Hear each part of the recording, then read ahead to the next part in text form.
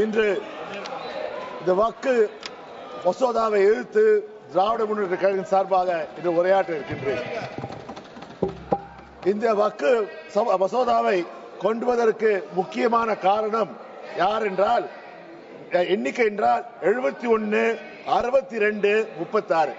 இது என்ன தெரியுமா எண்ணிக்கை? 2014 யூபியிலே உத்தரப்பிரதேசத்திலே பாஜக வென்ற எம்பி சீட்டுகள் 71. 2019 அவர்கள் வெற்றி பெற்ற எம்பி சீட்டுகள் 62. 2024 அவர்கள் வெற்றி பெற்ற எம்பி சீட்டுகள் 36. ஏன் 1990 பாபர் மசூதியை இடிக்க வேண்டும், இடித்த இடத்திலே ராமர் கோயிலை கட்ட வேண்டும், ஸ்ரீராம் ஜெய் ஸ்ரீராம் ஜெய் ஸ்ரீராம் என்று 71 இடங்களை பிடித்தார்கள். பிறகு அவர்கள் மவுசு சரிந்தது. சரிந்த பிறகு 36 கோயிலை திறந்தார்கள். பெரும் ராமர் கோயிலை பெரிய அளவிலே செய்தார்கள். ஆனால் இஸ்லாமியர்களிலிருந்து ராமர் மசூதியை பிடிங்கினால் தவிர அந்த இடத்தை விட இந்துக்களிடமிருந்து சுமார் 4500 ஏக்கர்களை அவர்கள் பிடிங்கினார். குறிப்பாக ஏழை விவசாயிகள் இந்துக்கள். இதற்கு விமான நிலையம் கட்டுவதற்கும் சாலைகள் போடுவதற்கும் பணக்காரர்கள் வந்தால் 5 நட்சத்திர ஓட்டல்கள் தங்குவதற்குமான செய்தார்கள். ஆனால் விளைவு என்ன? நடந்து முடிந்த 2024 தேர்தலில் அயோத்தியில் வெற்றி பெற்றது யார்? சமாஜ்வாடியை சேர்ந்தவர் 56,817 பெற்றார். அவர்கள் தாங்க முடியவில்லை. எப்படியாவது இந்துக்களும் முஸ்லிம் வெறுப்பு உணர்வு. அவர்கள் வெற்றிக்கு காரணம் வெறுப்பு வெறுப்பு வெறுப்பு. அந்த வெறுப்பு உணர்வு, வெறுப்பு அரசியல், பிரிவினை அரசியலை செய்தால் மட்டுமே அவர்கள் வாழும். கேட்கிறேன், ஆடு நினைக்கிறது ஓனா எழுகிறாமா? இஸ்லாமியர்கள் பிரச்சனை என்று நீங்கள் வருத்தப்படுகிறீர்களா? தொடர்ந்து ஒவ்வொரு முறையும் இஸ்லாமியர்கள் எதிராக மசோதா கொண்டு வந்த யார்? திரு அமித்ஷா அவர்கள் தானே. காஷ்மீர் பில்லை கொண்டு வந்தது யார்? அமித்ஷா அவர்கள் தானே. அப்போது சொன்னார், அப்போது கேட்டோம், ஐயா நீங்கள் கொண்டு வருகிறீர்கள், வட இந்தியாவுக்கு மட்டும் கொண்டு வருகிறீர்களே, எங்கள் இலங்கை தமிழர்கள் கொண்டு வாருங்கள். ஆனால் உங்கள் காதிலே செவியிலே விழவில்லை.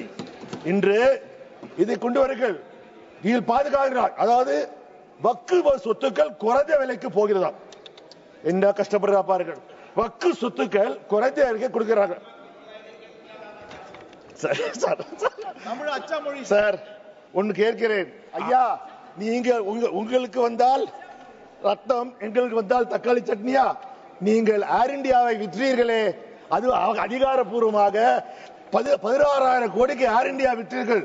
ஆனால் நீங்கள் கட்டிய கடன் 63,000 கோடி கடனை நீங்கள் கட்டினீர்கள். அது மட்டுமா? உங்கள் நண்பர்களுக்கு அதானியார் இருக்கட்டும், அம்பானியார் இருக்கட்டும், அவர் கடனெல்லாம் தள்ளுபடி செய்தீர்களே. 4.5 லட்சம் கோடிகளை அதிகாரப்பூர்வமாக நீங்க செய்தீர்களே. அப்பொழுது நீங்க அதுக்கு ஒரு கொண்டு வர வேண்டுமா? இப்பொழுது சொல்லுகிறார்களா, ஐயா பெண்களுக்கு एयर इंडिया को बेचने से वक्फ बिल का क्या संबंध है? Fully Waqf, about Waqf sir, about Waqf. आप वक्फ पे சார் இன்றைக்கு நீங்கள் சொல்றீர்கள், எங்கள் தமிழ்நாட்டிலே வக்ஃப் போர்டு சேர்மனாக ஒரு பெண் இருந்திருக்கிறார். இப்பொழுது கூட எங்கள் தமிழ்நாட்டு வக்ஃப் போர்டுல 2 பெண்மணிகள் இருக்கிறார்கள். அது ஒரு பெண்மணி யார் என்றால் தமிழ்நாடு முஸ்லிம் லீக் தலைவர் அப்துல் சபாதின் பெண். அவர் முன்னாள் எம்பியாக இருக்கிறார். இந்த பிரச்சனை பெண்களை பற்றி நீங்கள் பெருசா இல்லை, ஏற்கனவே வக்ஃபிலே பெண்கள் வந்திருக்கிறார்கள். நீங்கள் புதிதாக செய்வது போல் செய்வீர்கள். உண்மையில் உங்களுக்கு என்ன? வருகிற தேர்தலில் யூபியை வெல்ல வேண்டும். யூபியை வென்றால் மட்டுமே நீங்கள் மீண்டும் ஆட்சிக்கு வர வேண்டும். அப்ப என்ன செய்வீர்கள்? இந்த வக்கு பாத்தீங்கன்னா கிட்டத்தட்ட வக்கு நிலங்கள் வந்து வக்கு நீங்க பாத்தீங்கன்னா வக்கு நிலங்கள் பாத்தீங்கன்னா இந்தியாவிலே 8,70,000 சொத்துக்கள் இருக்கிறது.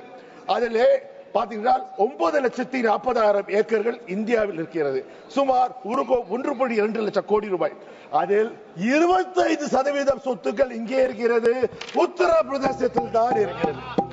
அப்பொழுது விட்டுவிடுவீர்களா? நான் இதை செய்ததன் மூலம் என்ன இருக்கிறது? நான் கேட்கிறேன், ஏன் இந்த பிரிவினைவாதம்? இன்று பார்த்தீர்கள் சிறுபான்மையினருக்கு எதிராகத்தான் இந்த அரசு செயல்பட்டது.